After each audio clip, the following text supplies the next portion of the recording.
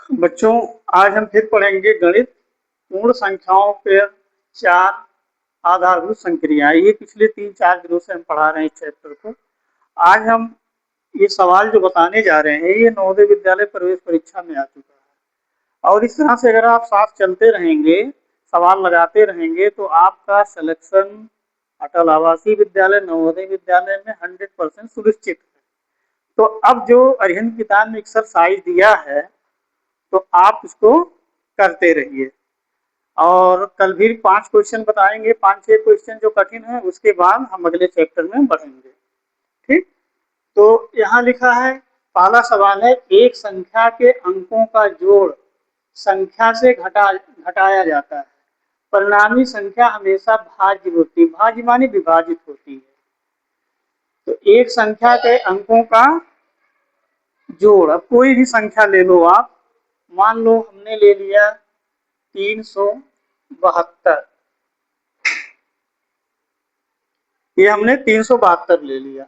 अब इसमें से अंकों का योग घटा दें, तो अंक का योग 3, 7, 10, 2, 12, इसमें से 12 घटा दें, यानी 372 में से हमने क्या घटा दिया, 12। उत्तर कितना आया, 063। अब अंक कोई भी संख्या दी गई हो, उसके अंकों को जोड़ लीजिए और उसमें से घटा दीजिए। इसे 7, 3, 10, 2, 12, ये संख्या है, इसके अंकों का योग 12 है, तो हमने 12 को घटा दिया। तो जो भी संख्या आएगी, परिणामी संख्या लिखा है, परिणामी संख्या माने घटाने के बाद जो संख्या आएगी हमेशा भाज्य होती है, हमेशा 9 से विभाजित हो जाएगी। अब 9 से अगर हम भाग दें तो 9 चौ 36, ये कट गया। उसके बाद ये जीरो ऊपर से जब उतरेगा, जब भी ऊपर से कोई संख्या उतरती है और इससे कम होती है तो हमेशा भाग जीरो बाहर जाता है, 9 शून्य शून्य, तो हमारा 40 उत्तर आ गया। कोई भी संख्या लेके आप चेक कर सकते हो, जैसे मान लीजिए आपने ले लिया 67, अब 67 है, इसमें से इसके अंकों का योग कितना हुआ, 7 और 6 13, इसको हम 13 घटा देते हैं, तो कितना आया, 7। 7 में से 3 निकला, 4 आया, और 6 में से 1 गया, 5 आया, 54 आया। अब 9 से भाग देंगे, 9 6 54। तो हमेशा के लिए ये फार्मूला है, नवोदय में 2-3 बार पूछ चुका है कि किसी संख्या के अंकों के योग में से अंकों का योग उस संख्या में से घटा दें तो हमेशा वो संख्या 9 से विभाजित होगी। इसको आप जीवन भर के लिए गांठ बांध लो। तो जैसे ही हमने 67 को चेक किया, ऐसे कोई भी संख्या ले लें, हम 100 ले लें, 100 में से अंकों का योग, एक में शून्य जोड़ेंगे, शून्य शून्य में एक जोड़ेंगे, एक आएगा, यानी यहाँ अगर 100 में से हमने एक घटा दिया, अंकों का योग एक आएगा, तो हमारा ये संख्या आया 9 9 99। तो 9 से भाग देंगे तो ये हमेशा विभाजित हो जाएगी। तो किसी भी संख्या में अगर अंकों का योग हम घटा देते हैं किसी भी संख्या में से, तो संख्या हमेशा 9 से विभाजित होगी। तो ये बात आप गांठ बांध लीजिए, हमेशा सत्य है। दूसरा सवाल आते हैं, जब ऋण 1 को ऋण 1 से 100 बार गुणा करते हैं, यानी ऋण 1 है और गुणे ऋण 1 गुणे ऋण 1, हम इसको कितनी बार लिखेंगे, 100 बार। तो इसका मतलब हुआ ऋण 1 पर इसको लेके 100 इधर है और एक है, 101 की घात, 101 की घात। जैसे हमने बताया था ना कि 5 गुणे 5 गुणे 5 गुणे 5 जितनी बार हो, तो यहाँ हम क्या लिख देते हैं, 5 पर 1 2 3 4 की घात।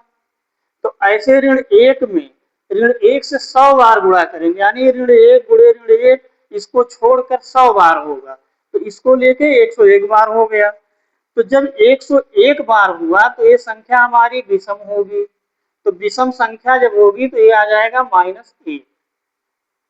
अगर ये सम संख्या होगी तो 1 आएगा, सम का मतलब लास्ट का अंक, लास्ट का जो ये अंक है ये हमारा 0 2 4 6 8, अगर ये आता है तो ये संख्या हमारी सम हो जाएगी। और जब सम संख्या की घात होगी किसी ऋण वाली संख्या पे, तो हमारा धनात्मक आएगा, धन 1 आएगा, 1 केवल आएगा।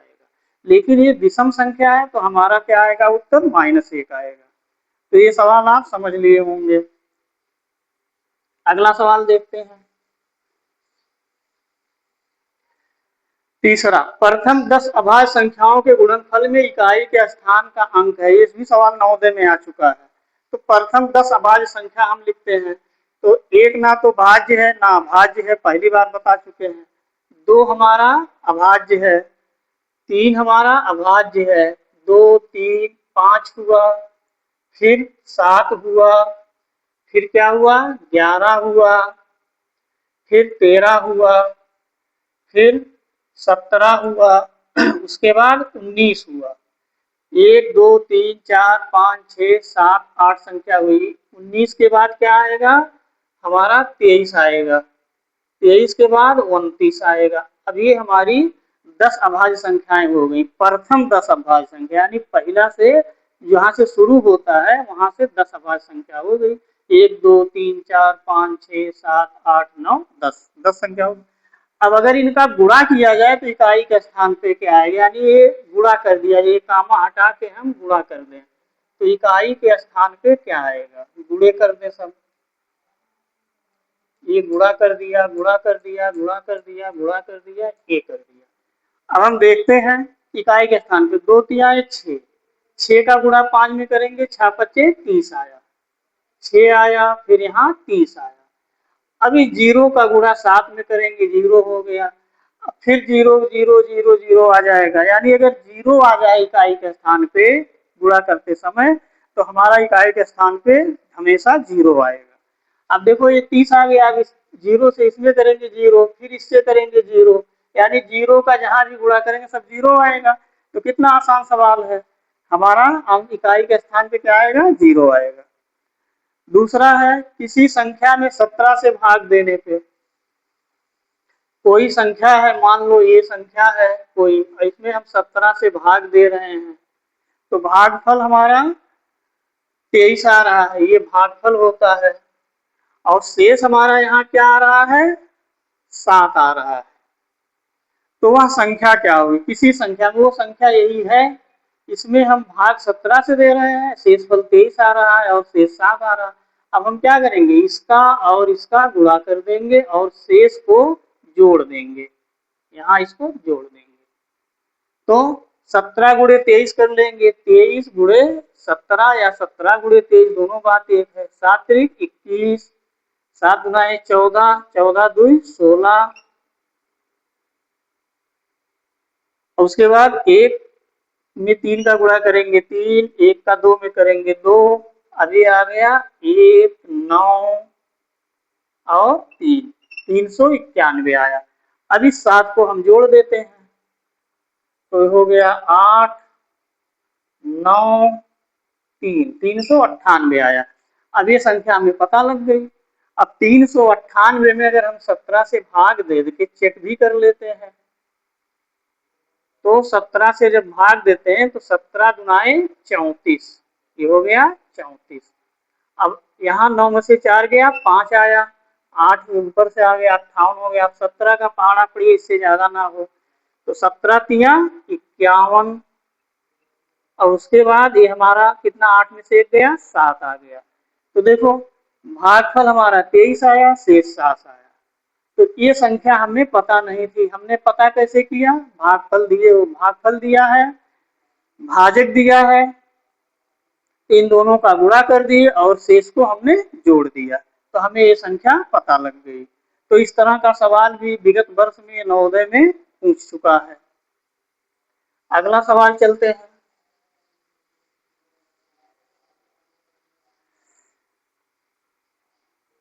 दस 10,170 8,369 में कितना अंतर है। ये 10,000 है, ये 8,369 है। कितना अंतर है मतलब कितने फर्क है, 5, जैसे हम सवाल पूछे 5 और 8 में क्या अंतर है, तो घटाना 3 का अंतर है, जो ज्यादा है उसमें से कम वाला घटा दो। 5 और 2 में क्या अंतर है, तो 5 ज्यादा है 2 कम है, 5 में से 2 घटा दो, 3 का अंतर है। इसलिए ये 10,000 है, ये 8,369 है, तो इसमें से इतना घटा दीजिए, ये हमारा अंतर आ गया। 10,170 में से हम क्या घटाएंगे 8,369 घटा दिए, यही हमारा अंतर कहलाता है। अंतर माने घटाना, योग माने जोड़। एक उधार देगा। 10 में से 9 गया 1 आया, 6 में से 6 गया 0 आया। अब 1 में से 3 जाएगा नहीं, तो ये इससे उधार मांगे 10 हो जाएगा, इसको देगा तो ये 11 हो जाएगा। 11 में से 3 गया 8, अब यहाँ बचा 9, 9 में से 8 गया 1, तो हमारा अंतर कितना आ गया 1801। इकाई, दहाई, सैकड़ा, हजार, तो 1801 ही हमारा अंतर आ गया। तो ये सवाल आ चुका है नवोदय विद्यालय में। तो इस तरह के छोटे छोटे सवाल आएंगे और आप लगा नहीं पाएंगे। जितना ज्यादा आप अभ्यास करेंगे, प्रश्नावली दिया हुआ है, एक एक सवाल को 4-4 बार लगाइए, 5-5 बार लगाइए, फिर आप देखेंगे आपका समय बचेगा। जब आप कई बार लगाएंगे तो जो पहले 2 मिनट 3 मिनट में लगाते थे वो 30 सेकंड में आप लगा लेंगे। आप बार बार लगाइए। और हम इसीलिए बहुत धीरे धीरे चल रहे हैं ताकि आपका बहुत अच्छी तरह से कवर हो जाए, और अगर इसको आप फॉलो करेंगे तो आपका सिलेक्शन निश्चित होगा। तीसरा देखिए, 39,471 में कौन सी छोटी संख्या जोड़ी जाए कि योगफल 3 से पूर्णतया विभाजित हो जाए। इसमें कौन सी संख्या हमें जोड़ना है, तो 39,497 है। 497, 39,497 में कौन सी संख्या जोड़ी जाए कि ये 3 से जो योगफल आए 3 से पूर्णतया विभाजित। सबसे पहले हम भाग देते हैं, 3 से भाग देते हैं, तो भाग देने के बाद जो शेष आएगा, जो अंतर होगा वही जोड़ा जाएगा। तो भाग दिए, 3 करने 3, खत्म, 9 उतारे, 3 त्रिका 9, ये भी खत्म, 4 उतारे, 3 करने 3, 1 आया, अब 9 उतारिए, 3 छक 18, 1 आया, अब 7 उतारिए, 3 पंजे 15, शेष 2 आया। तो यहाँ कितना का अंतर है। अगर ये 3 होता तो भाग चला नहीं जाता, तो 1 कम पड़ रहा है, तो हमें इसमें क्या जोड़ना पड़ेगा, 1 जोड़ना पड़ेगा। तो 39,497 में अगर हम 1 जोड़ दें तो हमारा आंसर कितना आया, 8, 9, 4, 9, 3। तो ये हमारा आंसर आएगा। अब ये सही है कि नहीं। अगर इसमें अंकों को हम जोड़ लेते हैं, 3 से भाग चला जाए अंकों के योग में तो 3 से विभाजित होगा। अब देखते हैं, 9 3 12, 12 4 16, 16 9 16 9 25, 25 और 8 35 हुआ, यानी अंकों का योग कितना आ गया हमारा 35। अब 33 3 से कट जाएगा, तो कैसे निकाला, ये हमने इस तरह से निकाला, भाग दिया और जो शेष आ रहा है, अब ये 2 है ये 3 है, तो ये अगर ये 3 होता तो भाग चला जाता। इसका मतलब इसमें 1 कम पड़ रहा है, इसमें 1 कम पड़ रहा है, तो 1 हमें इसमें जोड़ना पड़ेगा। दूसरा तरीका भी है कि अगर इसको हम अंकों का योग ऐसे निकाल लें, इस सवाल का 3 9 4 7 3 9 4 9 7, अगर अंकों का योग देखें 9 3 12 4 16, 16 9 25, 25 और 7 32 आ रहा है। ये 32 हमारा आ रहा है, अंकों का योग कितना आया 32 आया। तो ये इसमें जोड़ना है, तो इसका मतलब इसमें 1 ऐड कर दें, यानी 1 कर दें 35 हो जाएगा। तो इसका मतलब 7 की जगह हमें 1 जोड़ना पड़ेगा। तो इससे भी निकाल सकते हैं और भाग देके भी निकाल सकते हैं। तो बेटा ये रहा 5-6 तो इम्पोर्टेंट सवाल। कल आपके लिए और अच्छे सवाल लेके इस चैप्टर से आएंगे, और उम्मीद है कि आप घर पे पढ़ेंगे और ये चैप्टर पूरा कर देंगे, और इससे 2-4 नंबर का सवाल पूछा जाएगा। और नवोदय विद्यालय उत्तीर्ण करने के लिए सबसे मेन जो होती है वो हमारी गणित होती है, इसीलिए गणित की वीडियो थोड़ी लंबी होती है, तर्कशक्ति और हिंदी की थोड़ी छोटी होती है। तो आपको सबसे ज्यादा ध्यान किस पे देना है, गणित पे देना है। तो कल ये चैप्टर हम खत्म करेंगे कुछ और इम्पोर्टेंट सवाल के साथ। इसी के साथ आज का ये सेशन खत्म हुआ।